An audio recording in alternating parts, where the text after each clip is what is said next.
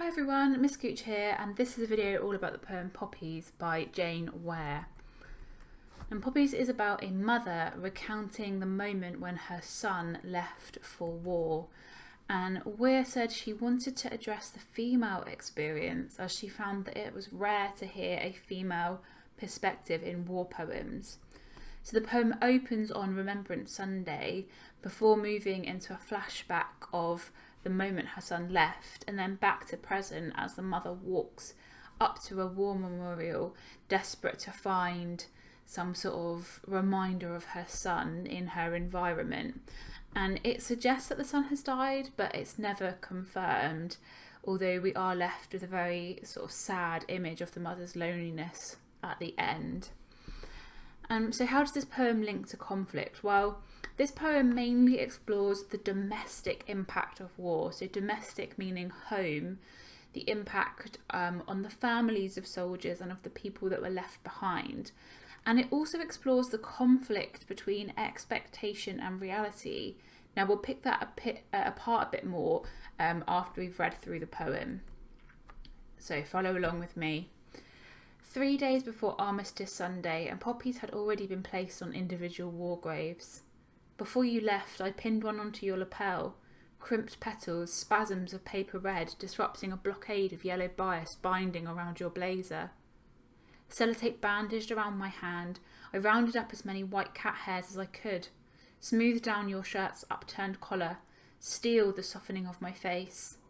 I wanted to graze my nose against the tip of your nose, play at being Eskimos like we did when you were little.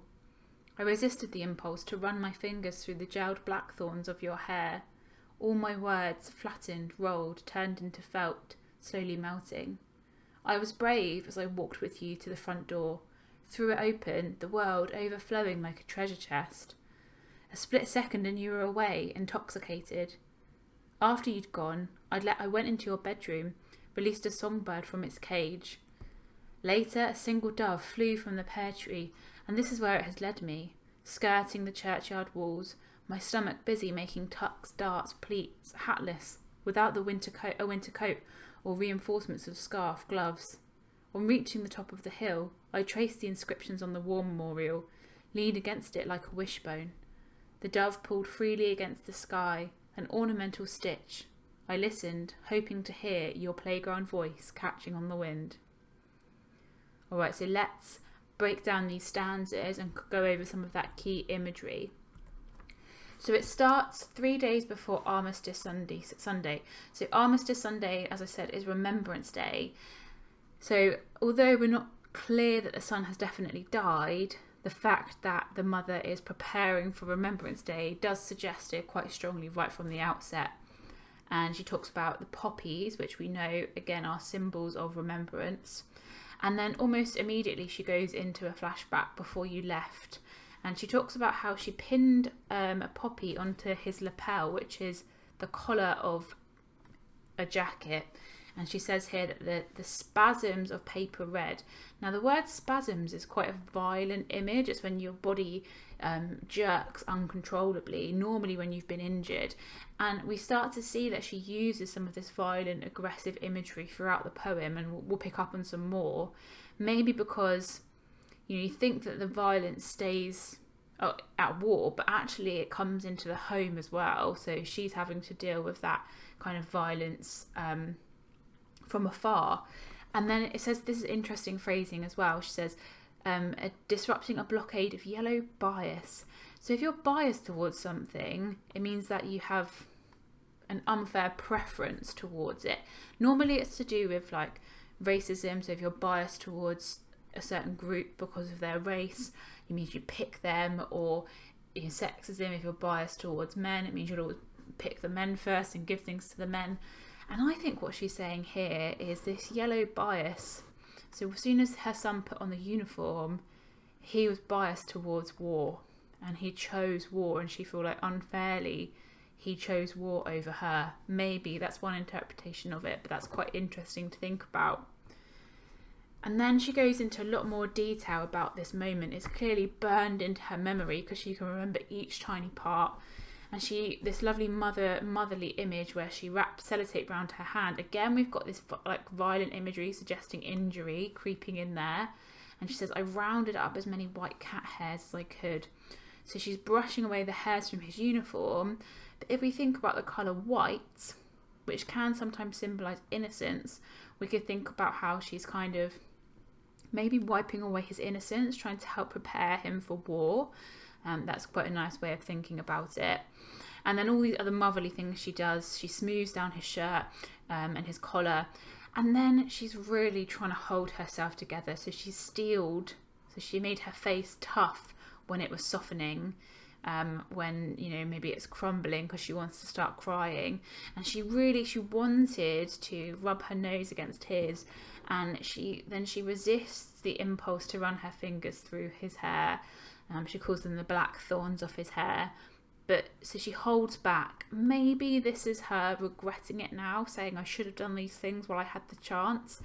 And it says all my words are flattened.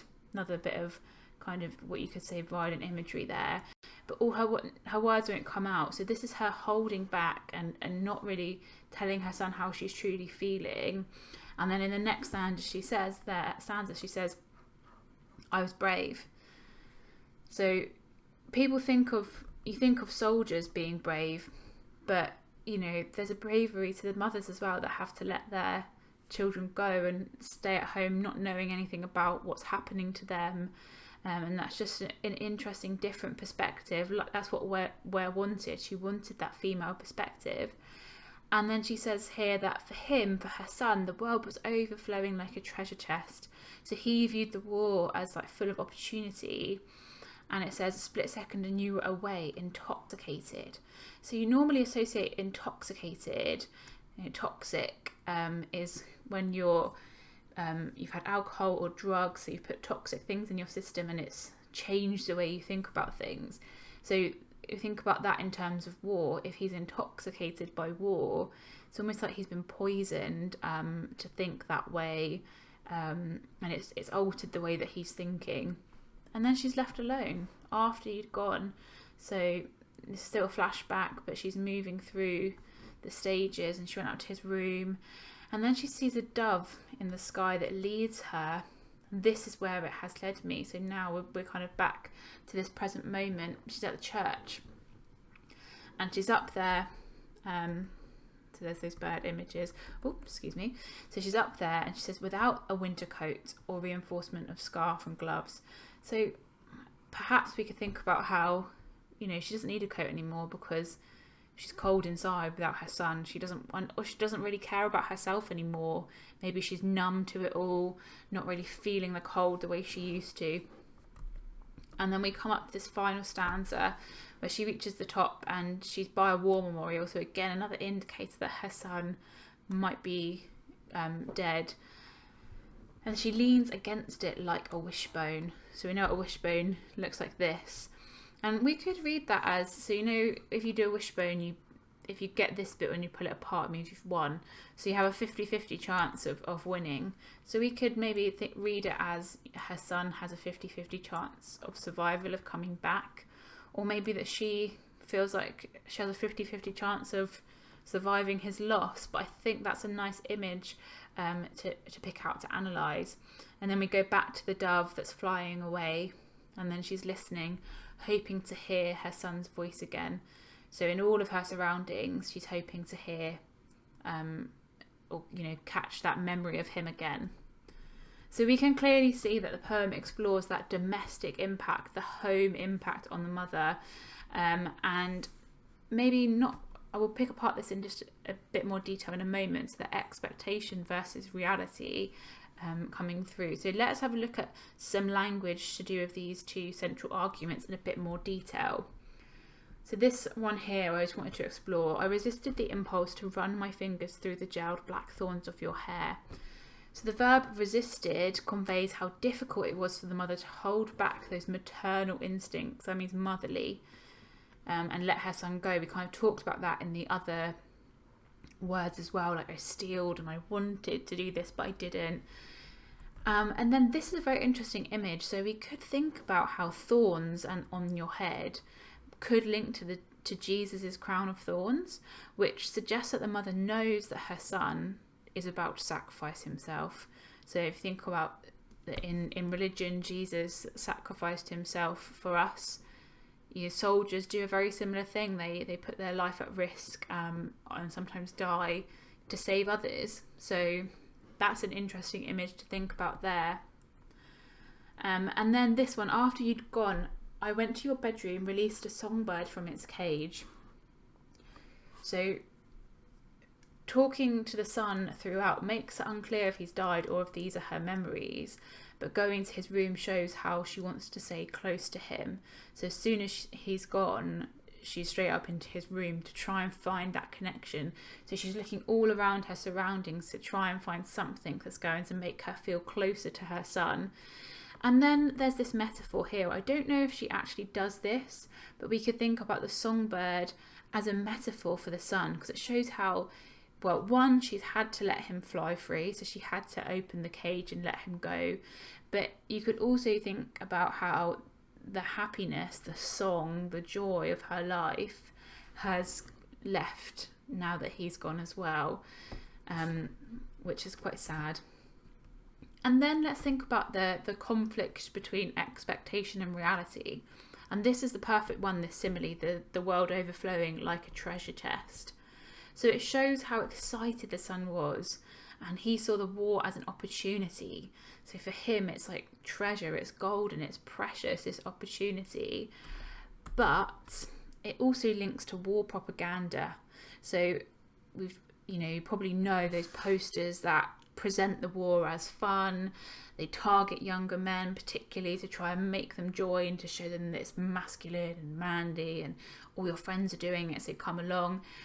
And by presenting a war as an opportunity, it hid the reality. So the expectation from the son is that this is an amazing opportunity that is going to be treasure, it's something he can treasure, but the reality is that he'll likely come back injured physically or mentally, or won't come back at all. And then this final image, hoping to hear your playground voice catching on the wind. So it shows the mother's desperation to be close to her son again. She expected to hear his voice, and in reality she's only left with her memories. And also the playground voice could be that she remembers the innocence of her son, which has now been taken away, sadly. And then let's finish by just having a think about the structure. So there's not really any set rhyme scheme in this poem. There's lots of enjambment. So enjambment is where a line of poetry flows into the next one with no punctuation at the end of a line. So we could see this. Firstly, the rhyme scheme could be that the mother, she just can't make sense of her feelings. Normally, if something's rhyming, it's because there's some sort of pattern or some sort of control, but the mother, there's no pattern to her feelings. She has no control over what she's feeling, so we could see how that's reflected in the lack of rhyme scheme. And again, we could see the enjambment to show how her emotions just spill out of her, and it's all just coming up and she can't control it, and these memories and these emotions could spill out at any time. And now it's over to you. It's time to test your knowledge. So pick one of the essay questions below and answer it using the quotations that I've explored in the video. So how does where convey the impact of war on the mother? How does where show the conflict between expectation of war and the reality? And the shine question is, to what extent does where present the mother as accepting of her son's decision and possible death? So pick one of those questions, answer it as best you can, send it over to your teacher, and then tune in for the next video.